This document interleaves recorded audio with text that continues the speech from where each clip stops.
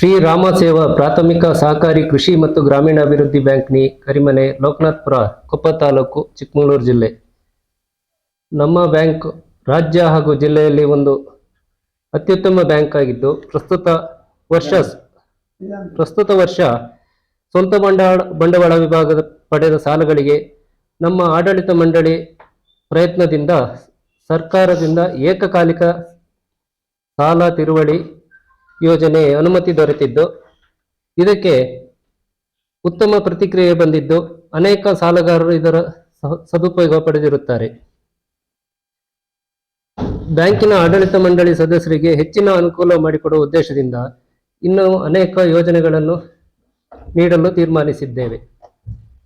ಅದರಲ್ಲಿ ಒಂದು ವಾಹನ ಖರೀದಿ ಸಾಲ 10% ಬಡ್ಡಿಯಂತೆ, ರಸಗೊಬ್ಬರ ಖರೀದಿ ಸಾಲ 10% ಅಂತೆ, ಸಾಮಾಜಿಕ ಉದ್ದೇಶ ಸಾಲವನ್ನು 3 ಲಕ್ಷದಿಂದ 10 ಲಕ್ಷಕ್ಕೆ ಏರಿಸಿವಿ, 12% ಬಡ್ಡಿ ದರದಲ್ಲಿ. ವಿದ್ಯಾಭ್ಯಾಸ ಸಾಲ 20 ಲಕ್ಷದವರೆಗೆ ಕೊಡಲು ತೀರ್ಮಾನಿಸಿದ್ದೇವೆ, ಅದು 10% ಬಡ್ಡಿಯಲ್ಲಿ.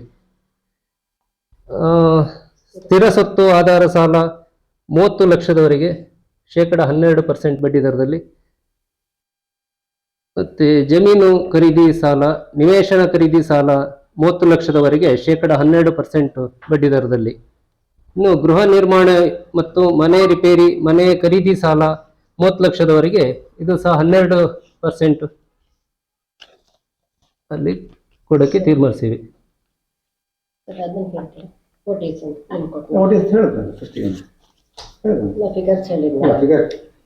ಅಧ್ಯಕ್ಷ ಹೇಳಿದಂಗೆ OTS ನಲ್ಲಿ ನಮ್ಮ ಬ್ಯಾಂಕಿಗೆ ಒಟ್ಟು ರೈತರಿಂದ 203 ಲಕ್ಷ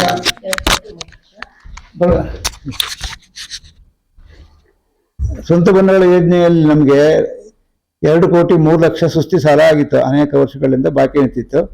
ಅದಕ್ಕೆ ನಮ್ಮ ಆಡಳಿತ ಮಂಡಳಿಯ ಪ್ರಯತ್ನದಿಂದ ನಾವು ಸರ್ಕಾರದ ಅನುಮತಿ ಪಡೆದು ಬಡ್ಡಿ ರಿಯಾಯಿತಿಯನ್ನ ನೀಡಿದ್ರಿಂದ ನಮಗೆ 1,43,00,000 ವಸೂಲಿಯಾಗಿದೆ.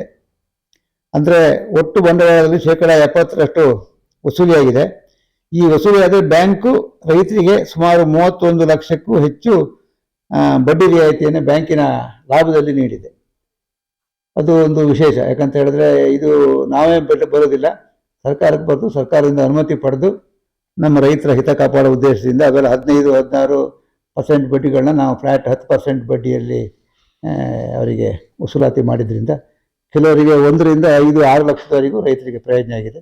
ಇದು ಒಂದು ಬ್ಯಾಂಕಿನ ಆಡಳಿತ ಮಂಡಳಿಯ ಒಂದು ವಿಶೇಷ ಕಾರ್ಯಕ್ರಮ ಅಂತ ಹೇಳಲಿಕ್ಕೆ ನಮಗೆ ಸಂತೋಷ ಆಗ್ತದೆ. ಹಾಗೆ ನಮ್ಮ ಸ್ವಂತ ಬಂಡವಾಳಗಳು ಸಾಕಷ್ಟು ಇರೋದ್ರಿಂದ ಅದನ್ನು ಆದಷ್ಟು ಜನಗಳಿಗೆ ಸಾಲ ಕೊಡುವುದರ ಮುಖಾಂತರ ಜನಗಳಿಗೆ ಪ್ರಯೋಜನ ಆಗಬೇಕನ್ನೋ ಉದ್ದೇಶದಿಂದ ಅನೇಕ ಯೋಜನೆಗಳನ್ನು ಮಾಡಿರೋದನ್ನು ನಮ್ಮ ಅಧ್ಯಕ್ಷರು ಈಗಾಗಲೇ ನಿಮ್ಮ ಗಮನಕ್ಕೆ ತಂದಿದ್ದಾರೆ.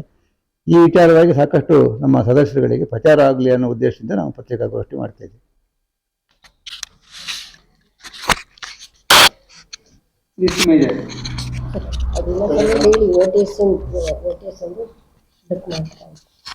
ಸ್ವಂತ ಬಂಡವಾಳ ಅಂತ ಮಾತ್ರ ಮಾತಾಡ್ತೇವೆ. ಈಗ ನಾವು ಮಾತಾಡೋದೆಲ್ಲ ಸ್ವಂತ ಬಂಡವಾಳ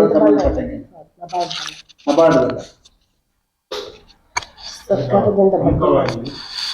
ಜಮೀನು ಇಂಪ್ರೂವ್ಮೆಂಟ್ ಲೋನ್ ಅಂತ ಎಲ್ಲ ಕಡೆ ಕೊಡ್ತೀವಲ್ಲ, ಈಗ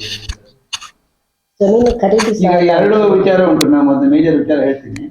ನಮ್ಮ ಬ್ಯಾಂಕಿನಿಂದ ಒಂದು ನಬಾರ್ಡ್ ಮುಖಾಂತರ ಪುನರ್ಧನ ಒಂದು ಸಾಲವನ್ನ 3% ದರಕ್ಕೆ ಹಂಚಿದ್ದೀವಿ, ಒಂದು ಸ್ಕೀಮ್. ಎರಡನೇದು ನಮ್ಮ ಸ್ವಂತ ಬಂಡವಾಳ, ಅಂದ್ರೆ ನಮ್ಮ ಸದಸ್ಯರಿಂದ ನಾವು ಸಂಗ್ರಹ ಮಾಡಿದಂತ ಠೇವಣಿಯಿಂದ ಸಾಲ ಕೊಡ್ತಾ ಇದ್ದೀವಿ.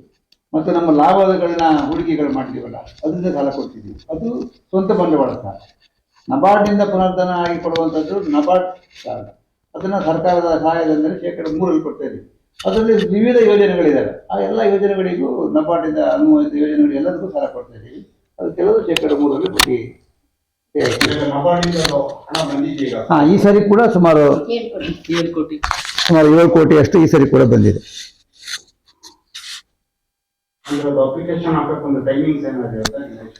ಅಪ್ಲಿಕೇಶನ್ ಈಗಾಗಲೇ ಹೆಸರು ಬರ್ಸಿರ್ತಾರೆ. ಎಲ್ಲ ಕ್ಷೇತ್ರದಿಂದ ಎಲ್ಲರೂ ಹೆಸರು ಬರ್ಸಿರ್ತಾರೆ. ಕ್ಷೇತ್ರ ವೈಸ್ ಎಲ್ಲರಿಗೂ ಸೀನಿಯಾರಿಟಿ ಪ್ರಚಾರ ಕೊಡ್ತೀವಿ. ಮೊದಲು ಯಾರು ಹೆಸರು ಬರ್ಸಿರ್ತಾರೋ ಅವರಿಂದ ಇಂಪಾರ್ಟೆಂಟ್. ಯಾವ ಉದ್ದೇಶಕ್ಕೆ ಸಾಲ ಕೊಡ್ತದೋ ಆ ಉದ್ದೇಶಕ್ಕೆ ಸಾಲ ಉಪಯೋಗಿಸ್ಕೊಳ್ಳೋದು ತುಂಬಾ ಮುಖ್ಯ. UC compulsory.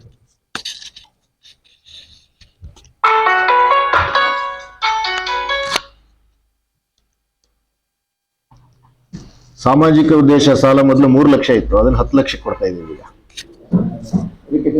ಎಜುಕೇಶನ್ ಸಾಲ ಇರಲಿಲ್ಲ. ಎಜುಕೇಶನ್ ಸಾಲ ಇರಲಿಲ್ಲ ಹೊಸದು. ಆಮೇಲೆ ಜಮೀನ್ ಖರೀದಿ, ಸೈಟ್ ಖರೀದಿನೂ ಇರಲಿಲ್ಲ, ಅದು ಹೊಸದು. ಹೊಸ ಸ್ಕೀಮ್ಗಳನ್ನ ಇಂಟ್ರೊಡ್ಯೂಸ್ ಮಾಡ್ತಾ ಇದೆ. ಎಲ್ಲರ ಸ್ವಲ್ಪ ಪ್ರಚಾರ ಆಗಲಿ ಅಂತೇಳಿ, ಹೆಚ್ಚಿನ ಜನ ಉಪಯೋಗ ಪಡ್ಕೋಬಹುದು ಅಂತೇಳಿ ಮಾಡ್ತಾ ಇದ್ದೀವಿ.